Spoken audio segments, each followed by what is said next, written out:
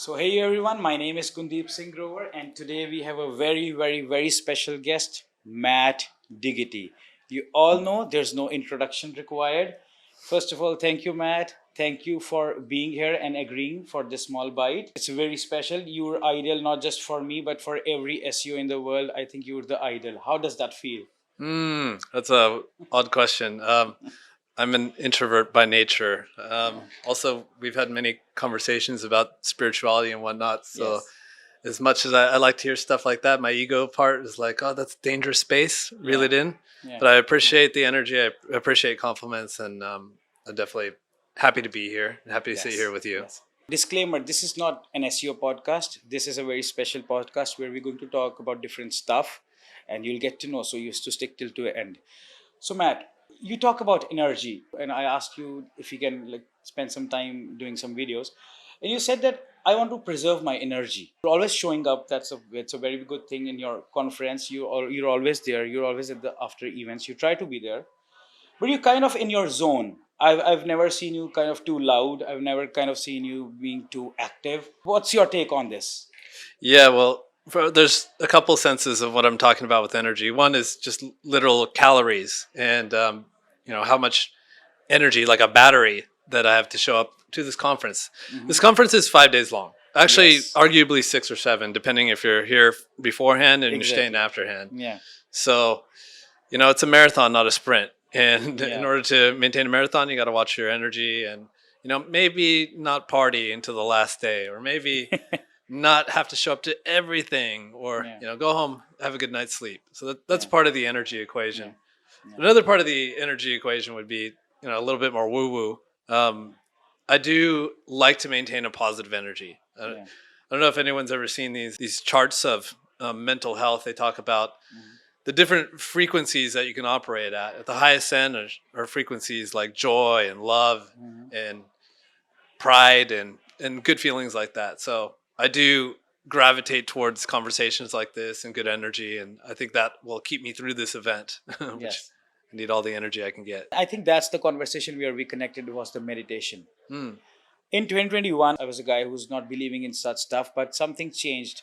I correlate focus and concentration with meditation. So actually, in my work, my meditation helped.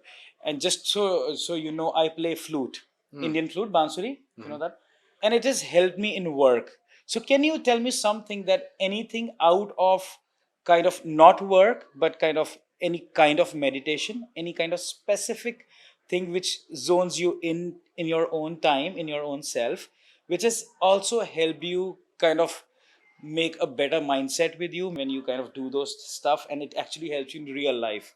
can Yeah. you can you share something about that? Yeah, I'll give you three practices that I think have been really good for my mindset. And Mm-hmm. first, I'm just going to piggyback off what you said, which is meditation. Meditation for me is tons of benefits, but I'll name two of them. Number Mm-hmm. one is it brings you in the present moment. Yeah. In the present moment, it's only peace. The past can bring up guilt and shame. Future can bring up anxiety. So we want these things that we don't have, etc. Yeah. But if you actually look at like what's happening right now, anyone who's at home or anyone here at this event right now, we could take a look around. There's nothing to be anxious around. There's Yes. no alligators about to eat me. There's no one here going to take my money. There's no Correct. one here that's attacking me. And that's the case with the present moment. So that's why I think meditation is so crucial. But also meditation, for me, you get really good at watching what you're thinking. So in order to improve what's happening in your head, which is your only experience of life, is the only thing that we see is how we interpret what's happening through our senses. Yes. And if you don't watch what you're thinking, you won't know that, holy crap, I've been beating myself up for the last 8 hours, or I'm not talking nice to myself, or I'm being very scarce in my thinking, or I have a negative personality. So I think meditation is key in the beginning steps for self-improvement and mental work. I could list off all these like little hacks and stuff, but I'm also big on therapy. I'm big on specific type of therapy, IFS therapy, which gets into past traumas and stuff like that. And then also breath work. Oh. Breath work, excitatory, get yourself to a peak elevated state. Yeah. I'm really into something called resonance breathing, which gets you into more of a rest, relax, parasympathetic state. Have you I just tried vibe with that. Vipassana? by any means? Have you tried that? So Vipassana, Yeah. 10-day meditation, Yes. silent Yes. meditation. I'm signed up for, what is it, May, and I'm Wow. scared. I'm scared. It's a beautiful thing. You can. I've not tried it for 10 days because I do not have the luxury to spare 10 days yet. But maybe in the future. But I've tried it on my own, like for 3 days, and then like there are sessions on YouTube where which you can follow the recordings. Mhm. I'm sure you might be knowing about the tracking of your breathing from your nostrils till Yeah. the, you know, Yeah. and the do you have you ever feel the energy and kind of the focus when your nostrils kind of breathe in and you can feel that, you can sense the, Mm. so our human body is so beautiful that it can actually, touch that, it can actually sense that. Mm. But it's all about what we kind of realize, what we are kind of actualizing. Mm. And I think that's kind of, you would agree. I want your take on this, that do you agree that a human can actually succeed or maybe lead a better life if we are more self actualized, and it comes to the meditation again? Yeah. I mean, I think there's multiple paths to self actualization. Meditation is definitely a good one, but I had a hard time wrapping my head around this for a long time because I was first exposed to this through books like The Secret, right? Uh-huh. The Secret is, if you believe in something, it'll come true. Exactly. And in my mindset, it was like, oh, I simply have to believe that I'll be a millionaire and that I can sit at home, play video games all day, and then it'll just happen. There has to be some action Yeah. that takes place. Yes. Yes. But more recently, I've been reading a lot of philosophy and spirituality books, and I'm understanding that all action starts in the mind with thought, right? You never go out and start a business or work on a new project without first it's starting here. Yes. And your Yes. thoughts are based on your beliefs. So it goes beliefs, thoughts, actions, habits, and then your life, right? Yes. And if you don't have the right belief set, if you don't have the right belief set that I can do this thing, I'm worthy of abundance, I'm worthy of success, guess what? The thought doesn't happen either. And then the action doesn't take place. Exactly. So I definitely believe in it now. I've been very fortunate in my life, and I never really thought that, I was manifesting it at any point in time. Kind of just felt like I was lucky the whole way. But if you backtrack and you think, like, I didn't not believe that I would be successful. I didn't not believe that I would have abundance in my life. So maybe that did the trick. I have no clue. But Matt, see, it's a dream for many people in the world looking up to you, and you know it, right? But I think this comes with a responsibility as well. Mm. I've I've seen your posts, I've seen your content. Obviously, I've grown up with that. You can say you feel that it's a responsibility. You might have a lot of control on what you say. You might have a lot of, so you as a person, I've seen you very controlled, kind of. It's not that you oversay something or so. Have you like practiced that? Have you kind of mastered that, or is it something natural? Or I just want to know Mm. this. There's a couple points to that. So number one is I'd say if I have a superpower when it comes to marketing or business, I'm really good at putting myself into other people's shoes. Okay. And so that comes out in content a lot. And I do my best to try to see the flaws in what I'm saying and how someone could interpret that the wrong way or the right way. And I just try to edit myself in that sense. So I do my best, and I'm sure I'm not perfect. So that's just one thing that I do. The other thing is I made a decision kind of early on that there's a lot of negativity on the internet. There's a lot Yes. of complaining. There's a lot of people do, especially in marketing with personal brands, they'll try to attack someone that's higher than them, and then hopefully get some attention and piggyback off that. I decided I'm not going to contribute to the internet in any negative way. Period. Yes. Even if I'm attacked on the internet, that attack dies with them. It does not get a reaction out of me.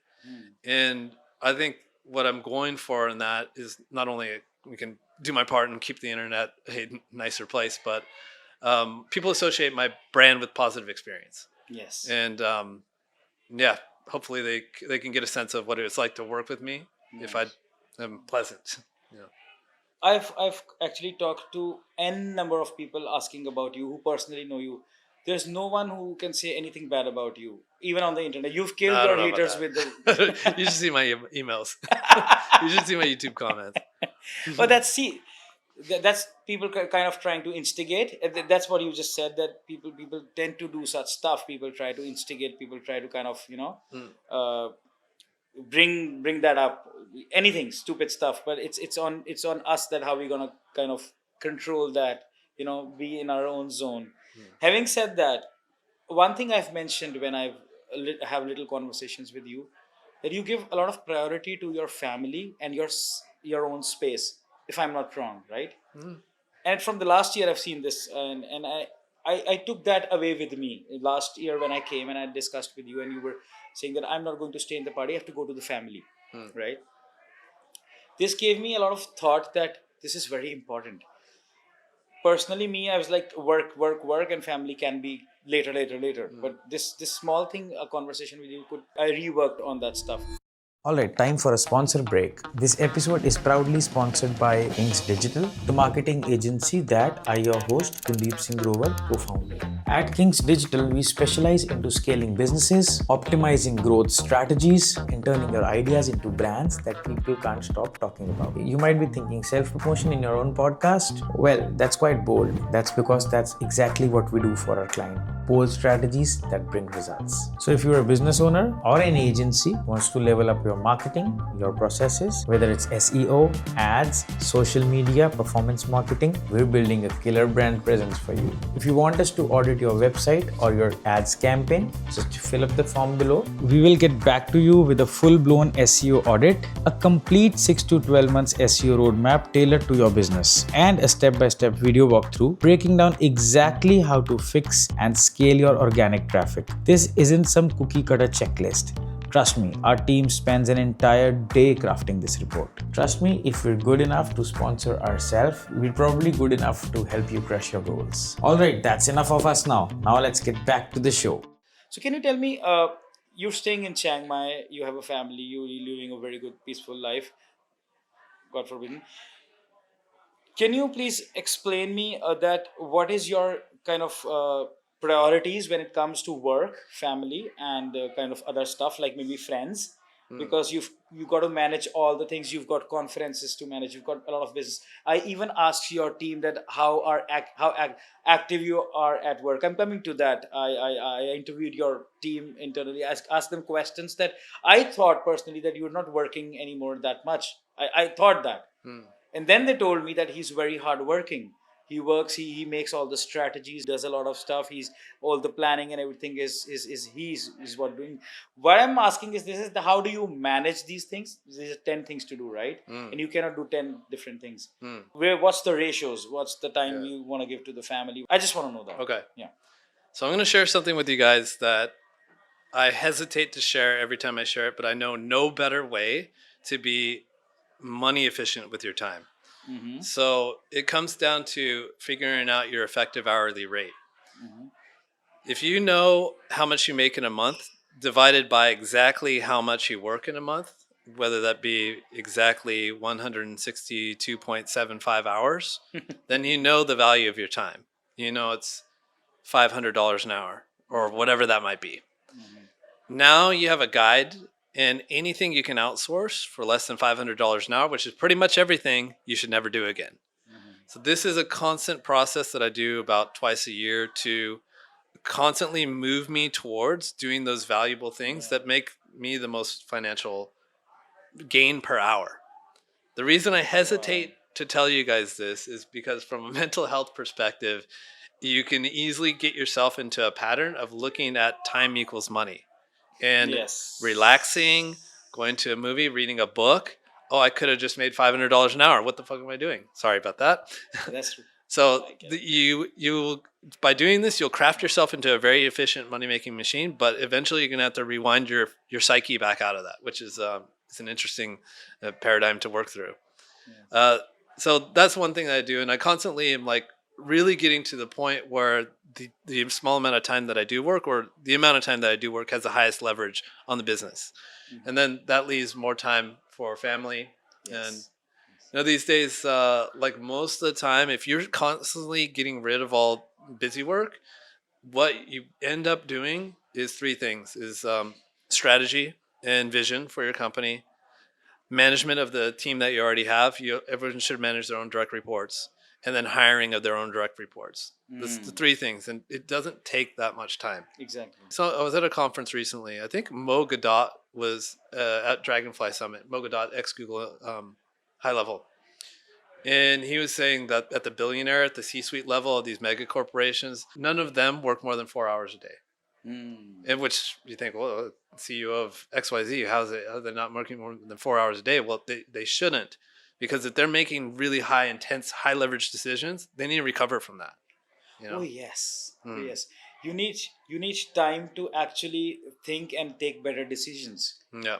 In 2020, I was like 8 years straight. I was working very hard, day and night, 9 to 5. I was setting up my agency. But when I got break, when I had no business to do because I was into local SEO, so in COVID everything was off. I actually got time to think and I actually scaled.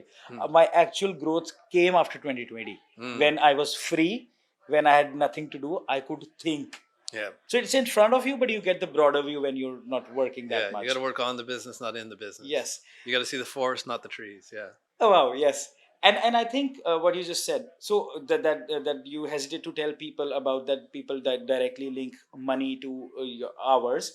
I think the solution to this, which I have found, is that when you are at work, when you are at your desk, at that time that formula should work. You should, Yeah. and but when you're at home, it's off. Then it's if you're fixing your daughter's maybe toy, spending 2 hours, maybe making her a tent or something, it's worth it.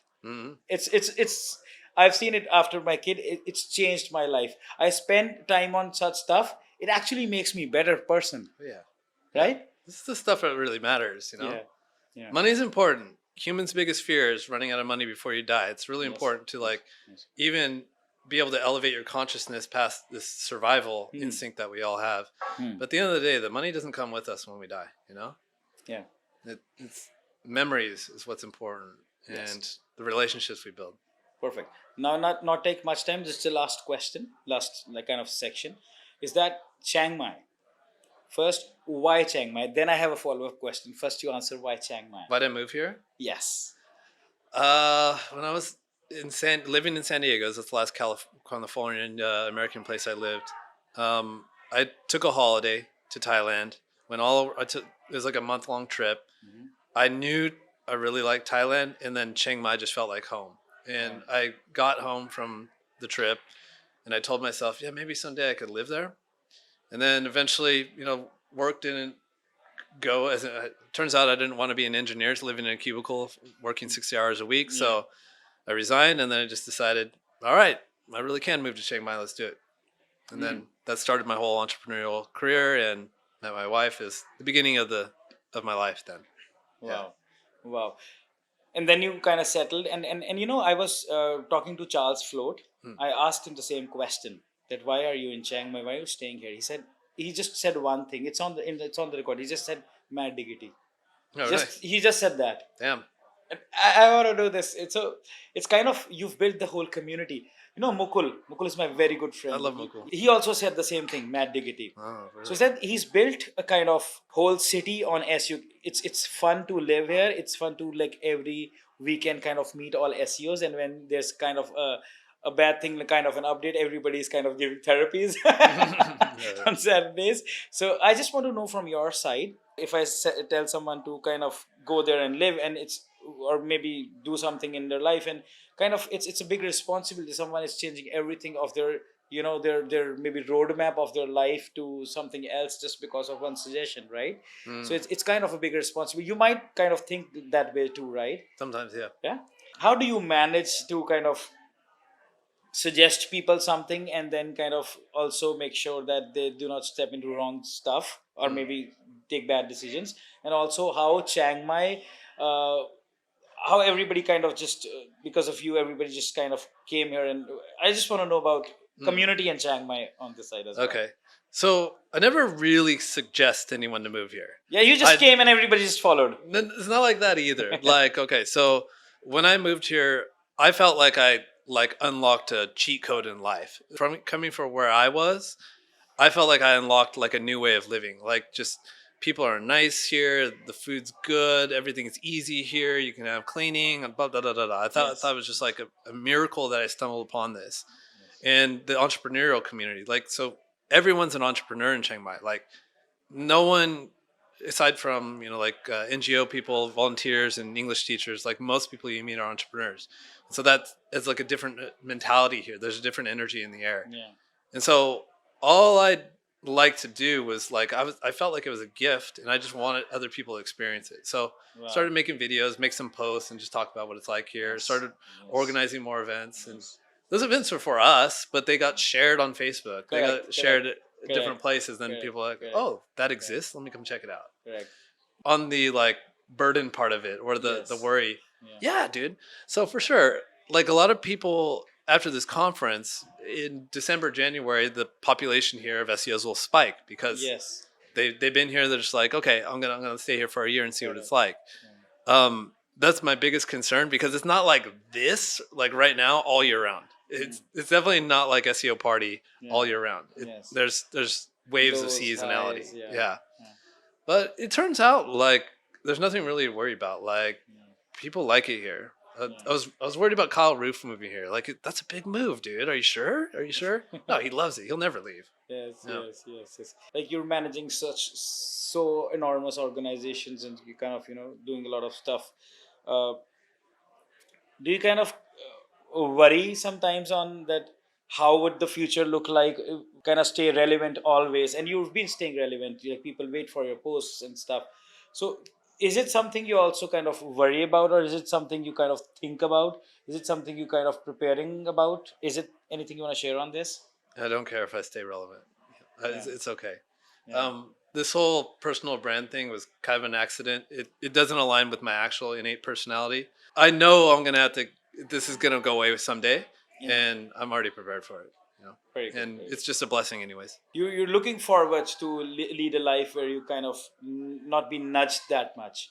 It's kind of you want to be in your zone mostly. I've seen that.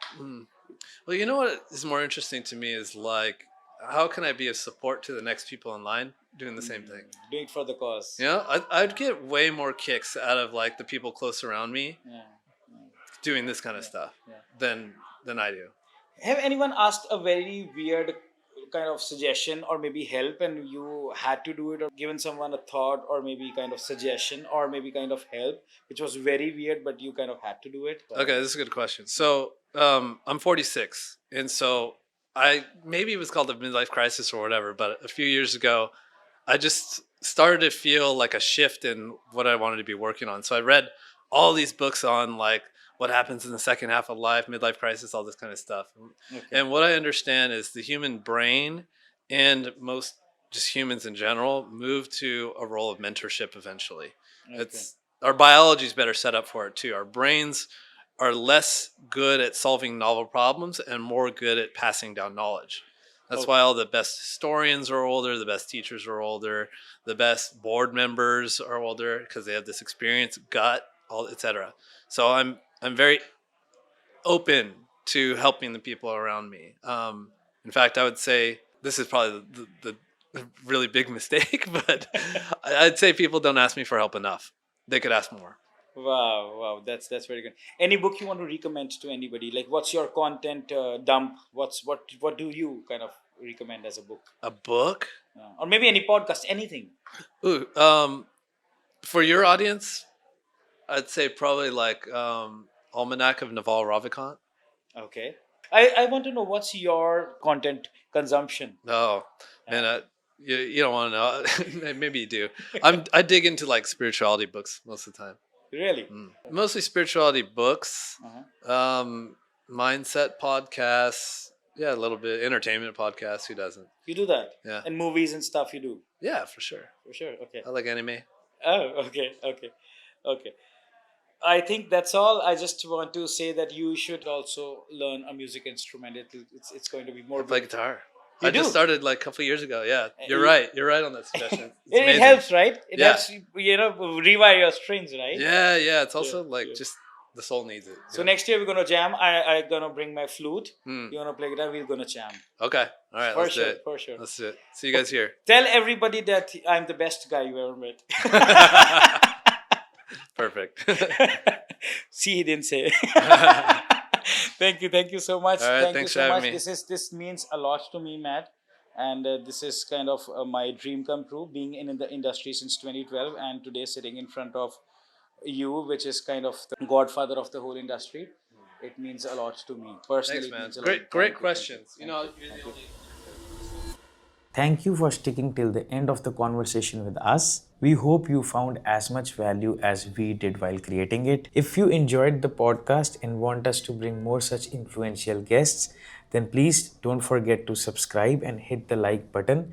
Honestly, each like and subscribe help us keep going. It keeps us motivated to make such content which is filled with insights and valuable knowledge for you. We'd love to hear from you in the comments. Anything you would like to tell us about the podcast? Whom do you want to see in the next podcast? And what kind of questions do you want to ask? And hey, just don't keep the conversation with yourself. Share this podcast with at least one person, can be a friend, colleague, or a family member, or anyone you think can benefit from learning something valuable or getting a fresh perspective. After all, one conversation, one perspective can truly change someone's life. And thank you for tuning in. We'll see you in the next episode of the Business Playbook by Gundeep.